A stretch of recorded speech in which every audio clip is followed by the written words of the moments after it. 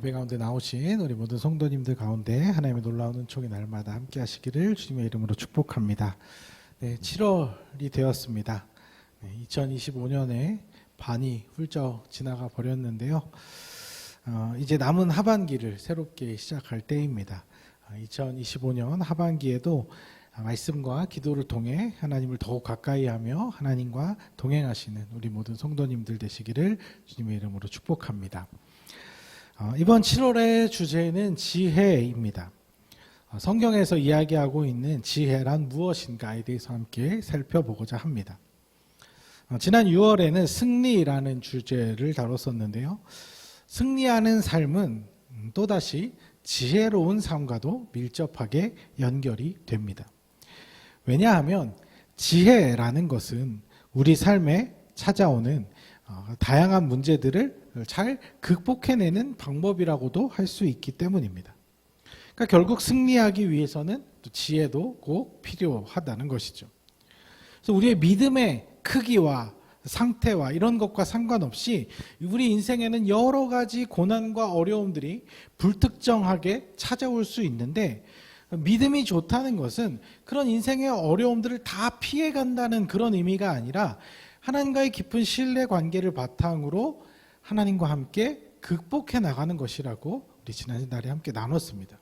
그것이 곧 승리하는 삶이라고 했죠.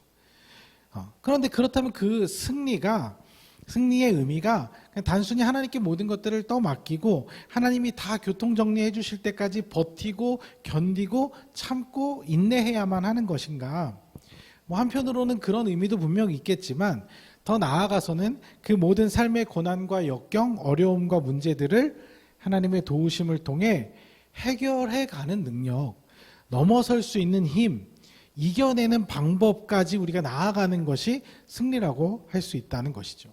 이제 그런 의미에서 이 인생의 모든 고난과 역경, 아픔과 어려움들을 극복해내기 위한 또 하나의 중요한 키워드가 바로 지혜라는 것입니다.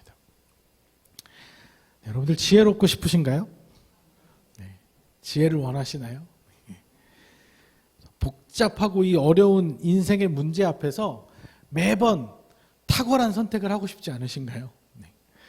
그래서 다른 누군가가 힘들고 어려운 문제 때문에 우리를 찾아와서 그 고민을 털어놓을 때 정말 기가 막히게 좋은 수를 알려줘서 도와주고 싶지 않으신가요? 또 아무도 해결할 수 없는 꼬이고 꼬인 문제들, 누가 손을 써봐도 안 되는 그런 문제들을 탁 아무도 생각해내지 못한 방법으로 그것을 솔루션을 딱 제시할 수 있는 그런 해결 능력을 갖고 싶지 않으신가요? 지혜는 그렇게 우리를 아주 탁월한 사람으로 만들어줄 수 있습니다. 하지만 문제는 그 지혜를 얻는 방법에 대해서는 누구도 명확하게 제대로 알려주지 못한다는 것이죠. 세상에서는 지혜를 얻는 방법에 대해서 아주 다양한 이야기들을 합니다. 그래서 어떤 사람들은 책을 많이 봐야 된다고 하죠. 네, 책 좀 보시나요? 네, 지금 성경책 읽기도 좀 반복해서 책을 참 많이 봐야 한다고 해요. 근데 단지 책을 많이 읽기만 한다고 지혜로워질까요? 그럼 그렇다 치면 얼마나 많이 봐야, 어느 정도까지 봐야 지혜로워질까요? 한 1000권, 한 2000권 정도 보면 될까요? 또 어떤 사람들은 어떤 여러 다양한 상황들을 많이 경험해 보면 지혜로워질 수 있다고 합니다. 그것도 일리가 있는 말이기는 합니다. 그래서 사실은 이제 어르신들이 여러 정말 인생의 풍파들을 겪고 나면 그런 것들에 대해서 이렇게 대처할 수 있는 그런 힘들이 생기기는 하죠. 근데 꼭 다 그런가? 또 다 그렇지는 않다는 것입니다. 산전수전 다 겪은 어르신들이라도 그러지 못한 사람들도 있습니다. 또 어떤 사람들은 다양한 인간관계들을 연구해서 다른 사람의 생각을 공감하고 그 마음을 꿰뚫어보고 그럼 지혜로울 수 있다고 생각합니다. 그래서 예를 들어서 TV에 많이 나오는 오은영 박사님이나 김창옥 교수 같은 분들 막 얘기하는 거 보면 되게 지혜롭다고 생각을 하죠. 그런데 그렇게 말을 잘하고 공감을 잘하고 탁월하게 답을 잘 내리는 사람들도 정작 자신이 처한 일에 대해서는 때론 아주 별것 아닌 일도 어리석게 행동할 때가 있고 아주 멍청하게 행동하기도 합니다. 그런 것을 보면 뭐 사람의 마음을 연구하고 공부한다고 해서 완전한 지혜에 이른다고는 볼 수 없는 것이죠.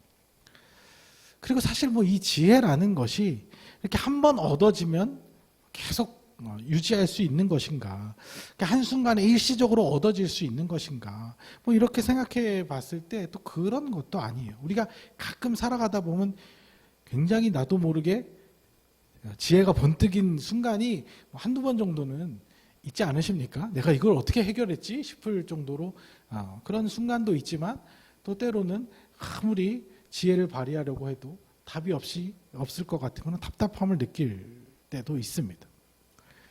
뭐 성경에서 가장 지혜롭다고 여겨지는 솔로몬 같은 경우도 하나님께 진솔한 마음을 가지고 이 나라를 다스릴 지혜를 달라고 구했을 때 하나님께서 그에게 지혜를 넘치도록 부어주셨지만 또 그의 말년을 보면 그 지혜를 온전히 끝까지 잘 유지하지 못하는 그런 모습도 보이기도 했습니다.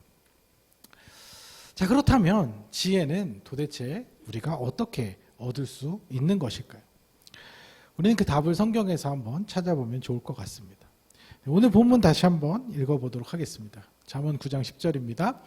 여호와를 경외하는 것이 지혜의 근본이요 거룩하신 자를 아는 것이 명철이니라. 비슷한 말씀이 잠언 1장 7절에도 있는데요. 그것도 한번 읽어보겠습니다. 여호와를 경외하는 것이 지식의 근본이거늘 미련한 자는 지혜와 훈계를 멸시하느니라. 시편에도 비슷한 표현이 있습니다. 시편 111편 10절입니다. 여호와를 경외함이 지혜의 근본이라. 그의 계명을 지키는 자는 다 훌륭한 지각을 가진 자이니 여호와를 찬양함이 영원히 계속되리로다. 성경에서 지혜에 대해서 이야기할 때 가장 기본적으로 이야기하는 것이 뭐냐면 하나님을 경외하는 것에서부터 시작된다고 알려줍니다. 여기서 근본이라는 말은 시작점, 출발점이라는 의미입니다. 원어로는 레시드라는 단어가 사용되었는데 이 단어는 시작, 근본, 최초 이런 의미로 창세기 1장 1절에 태초에라고 사용된 단어와 동일한 것입니다. 그러니까 우리가 얼마나 큰 지혜까지 얻을 수 있게 될지는 모르겠지만 그 지혜를 시작하려면 그 지혜의 출발점에 서려면 지혜를 위한 첫걸음을 떼자면 가장 기본적으로 우리에게 필요한 자세가 무엇이냐? 그것은 바로 하나님에 대한 경외심이라는 것입니다. 경외는 그럼 무슨 의미일까요? 경외는 뭐 자주 다뤘던 이야기지만 사랑하는 마음으로 두려워하는 것입니다. 굉장히 복합적인 감정이라고 할 수 있는데요. 사랑과 존경에 더하여 두려움과 조심스러움을 함께 담고 있는 그런 의미입니다. 그러니까 우리가 지혜를 얻기 위해서는 일단 하나님을 사랑해야 됩니다. 하나님을 좋아해야 됩니다. 하나님 사랑하시죠? 네, 우리 아까 같이 찬양했던 것처럼 이름만 불러도 막 설렘과 떨림이 막 있으시죠? 네. 그 사랑하는 마음. 왜 그러냐? 하나님이 진리이시기 때문에 그런 거예요. 진리 그 자체이시기 때문입니다. 모든 옳고 참인 것을 다 알고 계시는 분일 뿐만 아니라 하나님 그 자체가 진실하시기 때문입니다. 그 말은 곧 하나님이 지혜 그 자체라는 의미입니다. 이 세상을 만드신 분이잖아요. 이 세상을 만드신 분, 나를 만드신 분, 우리 모든 것들을 창조하신 분이잖아요. 창조하신 분이라는 것은 결국 이 세상의 모든 원리를 다 알고 계시고 모든 해결 방법을 다 알고 계실 뿐 아니라 해결 능력까지도 갖추고 계시다라는 의미입니다. 여러분 상식적으로 생각했을 때 어떤 물건을 가장 잘 고치는 사람이 누구겠습니까?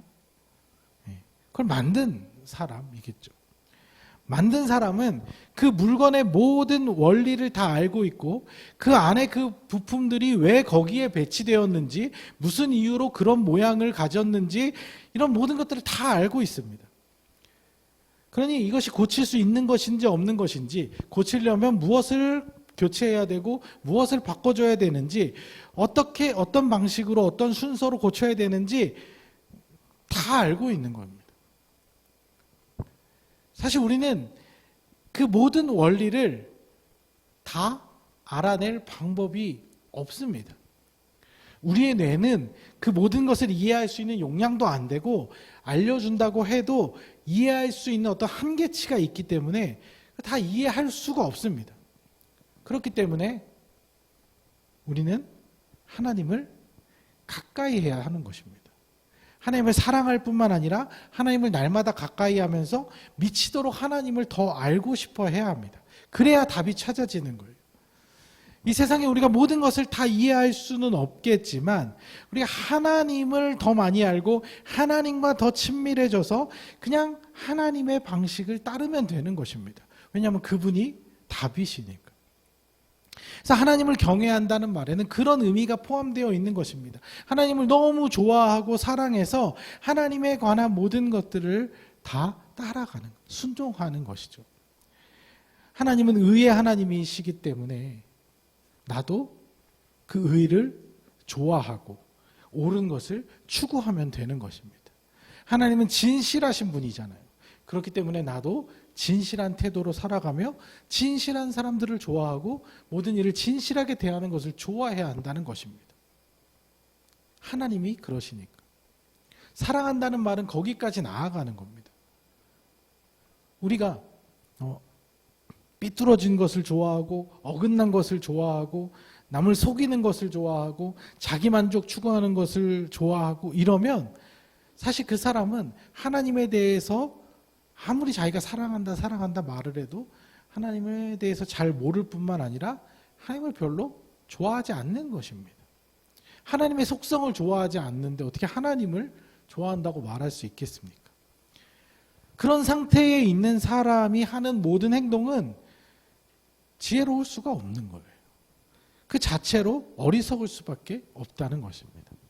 그래서 하나님이라는 어떤 추상적인 신적 존재를 그냥 어렴풋이 사랑한다고 생각하는 것, 그것이 우리의 어떤 신앙이 아니라 하나님의 속성, 하나님다움, 하나님의 모든 것을 사랑하고 좋아하고 따라하려고 하는 것이죠. 우리의 죄된 본능은 그것을 되게 부담스러워하고 그걸 따라가기 좀 어렵지만, 그럼에도 그 경외하는 마음으로, 그것을 존경하는 마음으로, 그것을 어떤 이렇게 바라보는 마음으로 따라가려고 하는 것. 그럴 때 우리는 지혜의 출발점에 설 수 있다는 것이죠. 또 우리는 하나님을 두려워할 줄 알아야 합니다. 이는 우리의 인간의 존재가 어떤 존재인지에 대한 정확한 인식에서부터 출발하는 것입니다. 우리는, 나 자신은 언제라도 틀릴 수 있고 하나님만이 옳으신 분, 하나님이 정답이시라는 분이 있어야 한다는 것이죠. 간혹 어느 정도 이렇게 믿음이 생기시고 신앙생활을 좀 하신 분들 중에 종종 내가 하나님을 잘 믿고 잘 따르기 때문에 내 생각이 하나님의 생각과 거의 비슷하고, 그렇기 때문에 내가 맞을 때가 거의 많다, 이렇게 생각하는 사람들이 종종 있는데, 그것은 사실 좀 착각일 수 있습니다. 그것은 또 다른 자기 교만으로 이어지는 것입니다. 내가 아무리 믿음이 좋고, 내가 아무리 하나님을 열심히 잘 섬기고, 내가 온전히 아무리 정말 하나님께 더 깊이 나아가며 하나님과 많은 시간을 보내더라 하더라도 언제라도 우리는 틀릴 수 있는 존재임을 인정하고, 틀릴까봐 걱정도 하고 고민도 해보고, 이런 것이 오히려 더 자연스러운 모습이라는 것이죠.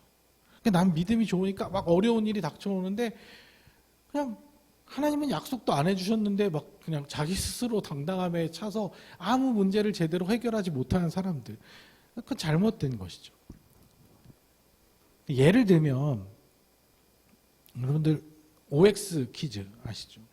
OX 퀴즈를 풀 때 가끔 이제 내가 정확하게 알고 있는 문제가 딱 나올 때가 있어요. 그러면 당당하게 O나 X에 가서 이렇게 딱 서죠. 막 신나게 가서 섭니다. 답을 아니까. 근데 막상 내가 답이 O야 하고서 O에 가서 섰는데 다 X에 가 있는 거예요. 그러면 어때요? 뭐가 잘못됐나? 틀린 거 아닌가? 내가 문제를 잘못 이해했나? 문제에 무슨 함정이 있나? 이런 생각이 들잖아요. 출제자가 일부러 문제를 한번 막 꼬았나? 막 이런 막 별의별 생각이 다 들잖아요. 불안하잖아요. 내가 답에 서 있어도. 그러니까 우리는 그런 존재라는 거예요.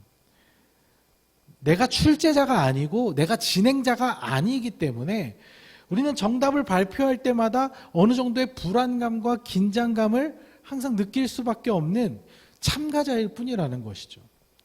내가 하나님을 조금 믿었다고 마치 출제자나 진행자의 위치에서 모든 답을 알고 있는 마냥 착각하는 모습이 그 자체가 바로 지혜롭지 못하고 어리석은 모습이라고 할 수 있다는 것입니다. 그러니까 아무리 내가 확신에 차 있다 하더라도 늘 우리가 하나님을 두려운 마음으로, 경외하는 마음으로, 하나님 정말 맞습니까? 하나님 내가 이렇게 가는 것이 맞습니까? 나는 언제라도 틀릴 수 있는, 착각할 수 있는 그런 존재인데 내가 이걸 정말 확실히 붙잡고 가도 됩니까? 라고 하나님을 의지하는 그런 마음이 생겨야 하는 것이죠. 두려움과 떨림을 가지고 하나님을 붙드는 것, 그것이 겸손이자 경외하는 마음이라고 할 수 있다는 것이죠. 그렇게 하나님에 대한 모든 것을 좋아하고 사랑함과 동시에 한편으로는 항상 하나님을 두려움과 떨림으로 바라보는 것, 그것이 바로 경외이고 그것이 바로 지혜로운 삶을 살아가는 첫 걸음이 된다는 것입니다. 그러니까 이걸 뒤집어서 반대로 생각하면 나는 충분히 많이 알고 있다고 생각하는 그 교만, 하나님 없이도 충분히 세상을 내가 잘 살아갈 수 있다고 생각하는 오만이 바로 가장 지혜롭지 못한 어리석은 태도가 된다는 것입니다. 잠언 16장 18절 한번 읽어보겠습니다. 교만은 패망의 선봉이요 거만은 마음은 나무집의 앞잡이니라. 왜 그럴까요? 교만한 마음, 거만한 마음은 더 이상 어떤 것에 대해서도 알려고 하지 않기 때문입니다. 이미 자기가 알고 있는 것, 자기가 가지고 있는 지식이 다 맞다고, 충분하다고 생각하기 때문이죠. 근데 어디 그렇습니까? 사실 인간은요, 평생 배워야 하고, 평생 공부해야 하고, 공부하기 싫죠. 공부하기 싫은데, 평생 배워나가야 돼요. 작은 것 하나라도 자꾸 새롭게 알아가려고 힘을 써야 합니다. 왜냐? 이 세상은 우리의 지식에 다 담을 수 없을 정도로 너무나 광대할 뿐만 아니라 설령 우리가 그것을 이미 알고 있는 지식에 대해서 다 알았다고 해도 새로운 것들이 항상 생겨나기 때문인 것이죠. 그런데 인간은 어느 정도 나이를 먹고 어느 정도 인생의 경험을 하고 어느 정도 자기가 알고 있다고 생각하면 새로운 것들에 대해서 탐구하려고 하지 않습니다. 그래서 그냥 알던 대로 살던 대로 내가 하던 대로 하고 싶어 하는 것이죠.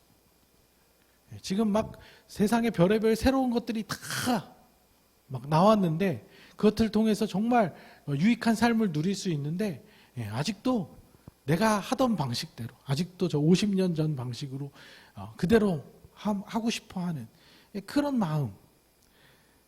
물론 그렇게도 살 수는 있어요. 살아갈 수는 있습니다. 하지만 많이 불편하겠죠. 또 내가 알지 못하는 그런 영역에서 어려움들이 닥쳐올 때 그것을 풀어낼 방법이 없게 되겠죠.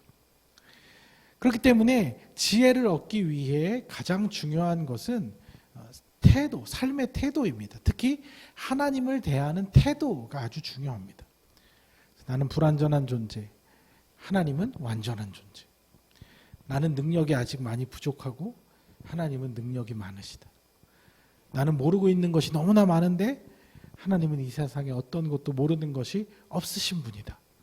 그런 인식을 바탕으로 하나님을 대하는 태도, 겸손하게 엎드려 하나님을 사랑하면서도 좋아하면서도 또 존중하고 높이는 태도, 그것이 바로 경외함이라고 할 수 있는 것이죠.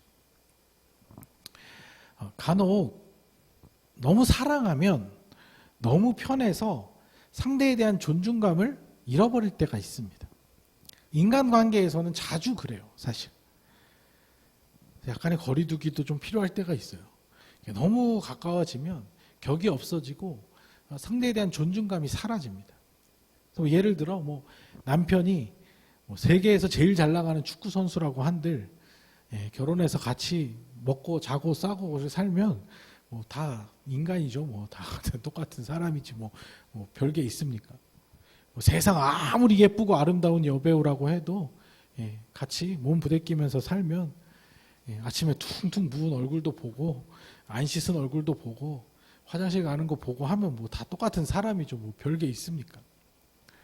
그러니까 인간들 사이에서는 그렇게 가까워지다 보면 어떤 경계 자체가 없이 그냥 다 똑같은 인간으로서 상대에 대한 존중감이 사라질 수 있거든요. 하지만 하나님께는 절대 그래서는 안 됩니다. 그럴 수도 없습니다. 미안하지만 우리는 하나님 앞에서는 영원한 을이 맞아요. 우린 갑이 될 수 없는 존재입니다. 주인 행세할 수 없는 종의 위치에 있는 그런 존재라는 것이죠. 모든 면에서 다 그렇습니다.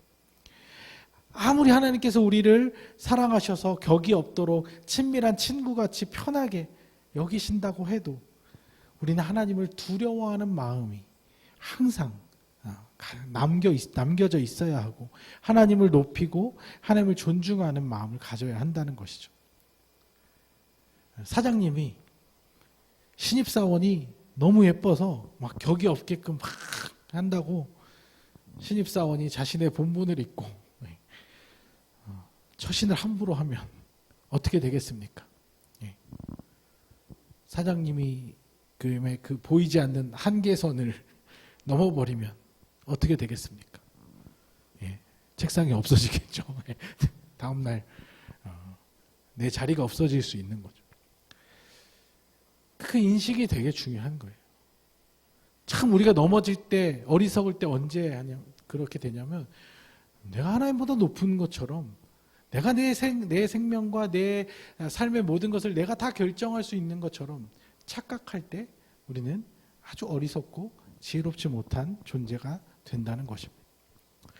그러니 우리는 하나님께서 은혜 베풀어 주실 때 더 잘해야 합니다. 하나님을 사랑하는 마음과 더불어 두려워하는 마음을 가지고 하나님을 높여드릴 때 그 하나님의 무한하신 지혜와 능력이 우리 삶 속에 아주 여러 가지 다양한 방식으로 나타나게 될 것입니다. 우리의 한계를 분명히 인정해야 합니다. 우리는 장차 다가올 하나님 나라에서는 온전한 그 회복을 경험한 다음에는 그 지혜, 완전한 지혜에 이를 수 있을지 모르겠지만 지금은 아직은 그런 완전한 지혜를 가질 수 없는 연약하고 미천한 존재입니다. 그런 미천한 존재이기 때문에 삶 속에서 닥쳐오는 수많은 문제들에 대해서 참 답을 내릴 수가 없고 문제를 해결할 능력이 없고 풀어낼 만한 지혜가 없는 것입니다. 하지만 하나님은 우리를 너무나 사랑하셔서 그 상태로 내버려 두지 않으시고 도와주십니다. 그 온전한 지혜로, 완전한 지혜로 이 세상을 살아갈 힘, 이 세상의 모든 문제를 이겨낼 지혜, 삶의 모든 고난과 역경을 극복할 능력을 더해 주시는 분이십니다. 그 하나님을 두려움과 떨림 가운데 더욱 사랑하며 나아갈 때 하나님의 놀라운 지혜와 능력을 덧입으며 살아가게 되는 것입니다. 결론을 내리자면 내가 지혜로운 것이 아닙니다. 지혜로운 하나님을 사랑하고 경외하기 때문에 우리가 그 지혜의 덕을 보는 것입니다. 완전한 지혜의 시작이 되시는 그 하나님만 굳게 붙들며 혹시나 인생의 답답하고 어려운 문제들 가운데 해결책이 보이지 않는 것들이 있다면 진실한 마음으로 하나님께 묻고 구하고 하나님의 지혜가 우리의 삶에 나타날 수 있도록 기도하며 나아가면 되는 것입니다. 그래서 그 지혜의 축복을 누리며 살아가시는 우리 모든 성도님들의 삶이 되시기를 주님의 이름으로 축복합니다.